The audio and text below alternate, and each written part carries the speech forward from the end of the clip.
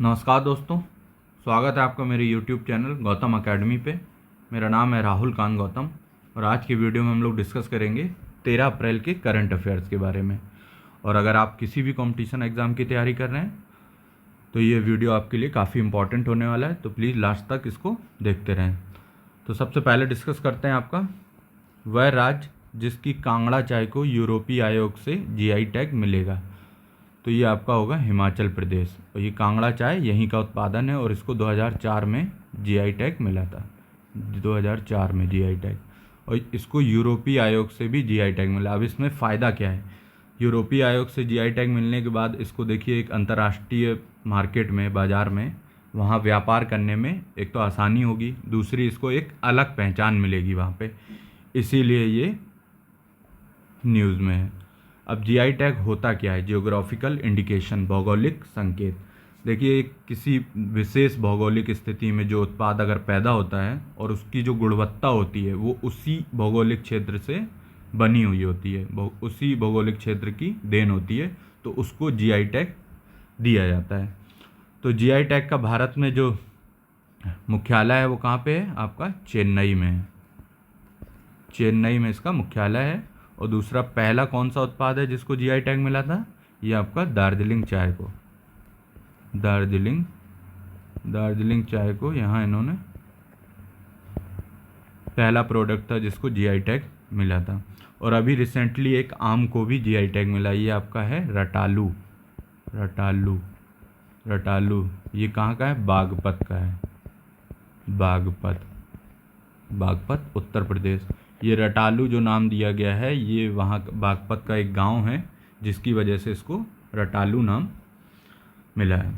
Next है आपका वह देश जो 2026 राष्ट्रमंडल खेलों की मेज़बानी करेगा। तो आपका जो होस्ट कंट्री होगा वो कौन है? ऑस्ट्रेलिया है। और इस देखिए इसमें आपके जो कितने खेलों को शामिल किया गया है, इसमें टोटल अभी 16 खेलों को शामिल किया गया है। और इसमें मेन आपका है कुश्ती, तीरंदाजी, ये आप ज़रूर याद रखिएगा, तीरंदाजी और निशानेबाजी, इन 3 खेलों को इन्होंने इसमें शामिल नहीं किया अभी। कुश्ती, तीरंदाजी और निशानेबाजी, इन तीनों को शामिल नहीं किया है। और टोटल आपके जो 16 खेलों को इन्होंने शामिल किया है।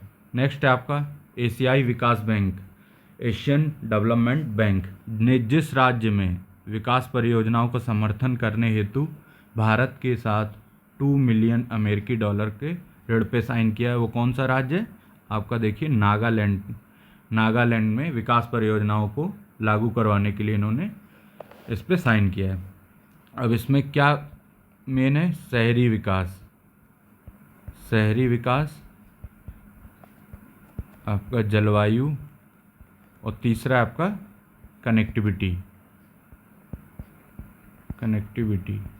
ठीक है।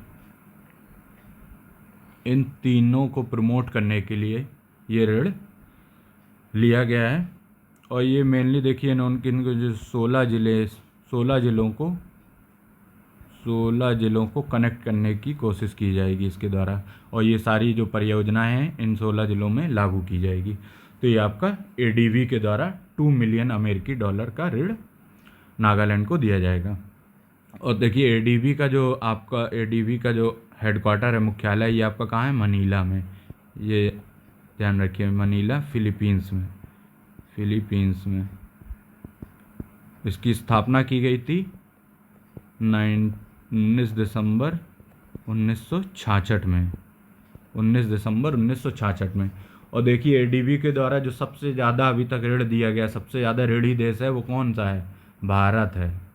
ये भी आप याद रखिएगा, भारत है सबसे ज़्यादा ऋणी देश। नेक्स्ट है आपका न्यूजीलैंड के किस तेज गेंदबाज ने अपने 17 साल पुराने कैरियर को समाप्त करने का फैसला लेते हुए क्रिकेट के सभी प्रारूपों से संन्यास की घोषणा की है? क्रिकेट के सभी प्रारूपों से, वनडे हो, टेस्ट हो, T20 हो, कोई भी हो, सबसे इन्होंने क्या किया है? संन्यास की घोषणा कर दी है। तो ये आपके हामिश बेनेट हैं।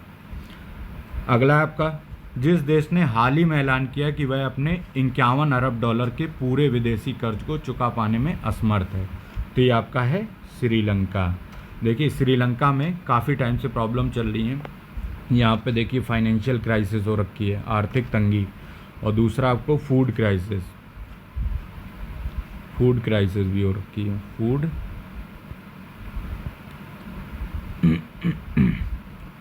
और ये देखिए चीन ने इसको पूरे तरह से डेट ट्रैप में, ये ऋण दे के इसको चीन ने बहुत सारा इसको लोन दे रखा था, जिसकी वजह से ये अब उनका ऋण नहीं चुका पा रही है। और चीन के अलावा भी कई देशों का लोन है, तो इन्होंने हाल ही में अपने आप को क्या डिफ़ॉल्टर घोषित किया है।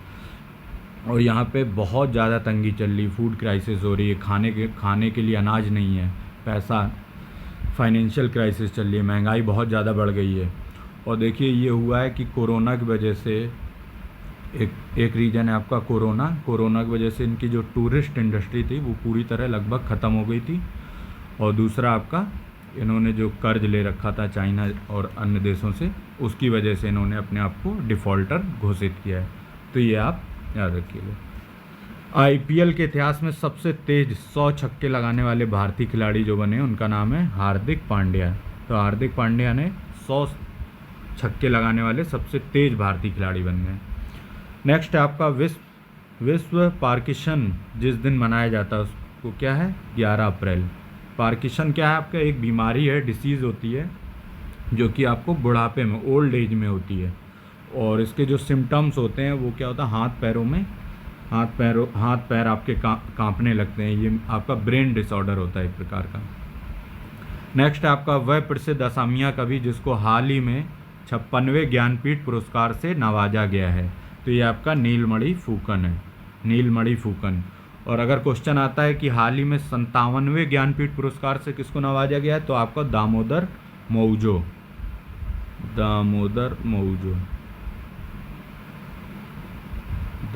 मौजो। ये कहाँ के हैं, गोवा के रहने वाले हैं।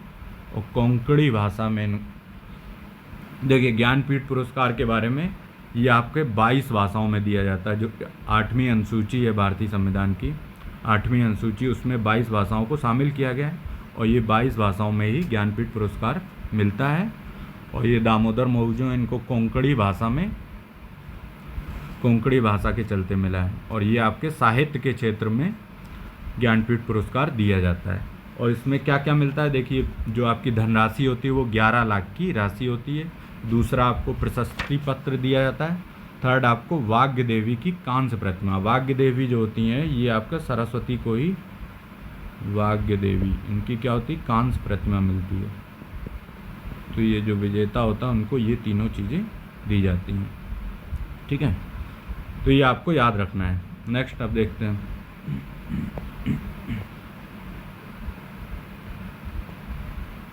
सियाचिन दिवस के बारे में। देखिए सियाचिन दिवस को अभी भारतीय सेना के द्वारा सेलिब्रेट किया गया है 13 अप्रैल को, 13 अप्रैल को। और ये सियाचिन दिवस हम लोग क्यों मनाते हैं, जो सियाचिन है आपका, ये सबसे ऊंचा विश्व का सबसे ऊंचा युद्ध क्षेत्र माना जाता है। और इसको हमने कैसे कब्जा किया था, इस पर ऑपरेशन मेघदूत चलाया गया था भारतीय सेना के द्वारा, और जिसके चलते हम लोगों ने सियाचिन पे कब्जा कर लिया था। और क्योंकि यहाँ पे पाकिस्तान की जो सेना थी वो भी सियाचिन पे कब्जा करने जा रही थी, बट उससे पहले भारतीय सेना वहाँ पे पहुँच गई और तिरंगे को उन्होंने वहाँ पे फहरा दिया। तो इसीलिए 13 अप्रैल को हम लोग सियाचिन दिवस के रूप में मनाते हैं। ये आपका जो ऑपरेशन मेघदूत था ये 1984 में हुआ था, 13 अप्रैल 1984। तो ये चीज़ आपको याद रखना, ये सबसे ऊंचा युद्ध क्षेत्र भी माना जाता है सियाचिन। नेक्स्ट आपका हंटर आयोग 1919 को किस विषय की जांच करने के लिए गठित किया गया था। तो हंटर आयोग का गठन हुआ था आपका जलियांवाला बाग हत्याकांड, जिसको अमृतसर हत्याकांड के नाम से भी जानते हैं। अमृतसर हत्याकांड ये रिसेंटली न्यूज़ में इसलिए है क्योंकि 13 अप्रैल को इसकी बरसी होती है। और इसने हाल ही में 103 साल इसको पूरे हुए हैं, ठीक है, 103 साल पूरे हुए। और यहाँ पे देखिए जलियांवाला बाग हत्याकांड जो था वो आपका 1919 में हुआ था। और यहाँ पे 79 लोगों पे जनरल डायर था, उसने गोली चलवा दी थी जिसमें लगभग 2 से 3 हज़ार लोगों की जान चली गई थी। तो उसकी जांच करने के लिए इस आयोग का गठन किया गया था, हंटर आयोग। और इसके जो हेड थे उनका नाम था विलियम हंटर। William Hunter. तो ये आपको याद रखना है। और देखिए जनरल डायर जो था, इसको किसने मारा था? इनको मारा था शहीद उधम सिंह जी ने, उधम सिंह। और ये आपका इंग्लैंड में जाके ही इन्होंने इनको मारा था। और इसका किसका बदला लिया था? जलियांवाला बाग हत्याकांड का। तो ये अभी इसको याद रखिएगा कि देखिए इसको 103 साल हो चुके हैं।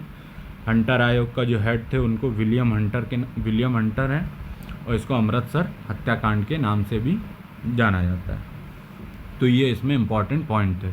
और देखिए एक चीज़ और है कि इस टाइम पे आपके जो गवर्नर जनरल थे वो कौन थे? ये लॉर्ड चेम्सफोर्ड। देखिए लॉर्ड चेम्सफोर्ड, ये क्वेश्चन भी आ जाता है कि जलियांवाला बाग हत्याकांड के समय पे कौन था आपका गवर्नर जनरल? लॉर्ड चेम्सफोर्ड थे, लॉर्ड चेम्सफोर्ड। तो ये चीज़ें आपको याद रखनी है। आगे देखते हैं। प्रधानमंत्री संग्रहालय। तो ये देखिए पीएम, जो हमारे पीएम है नरेंद्र मोदी जी, उन्होंने 14 अप्रैल को प्रधानमंत्री संग्रहालय का उद्घाटन करेंगे। प्रधानमंत्री संग्रहालय है क्या? ये देखिए आज़ादी का अमृत महोत्सव समारोह के दौरान इसका उद्घाटन किया जाएगा।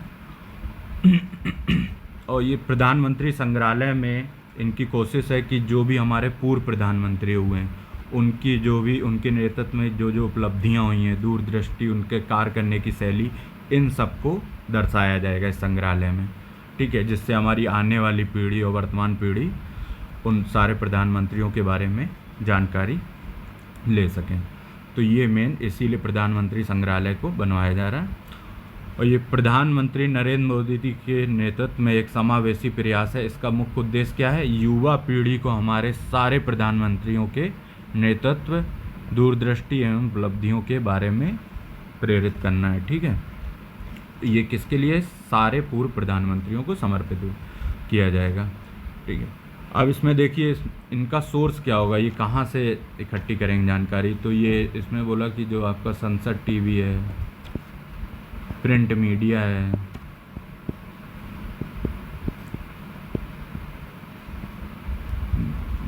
दूरदर्शन है,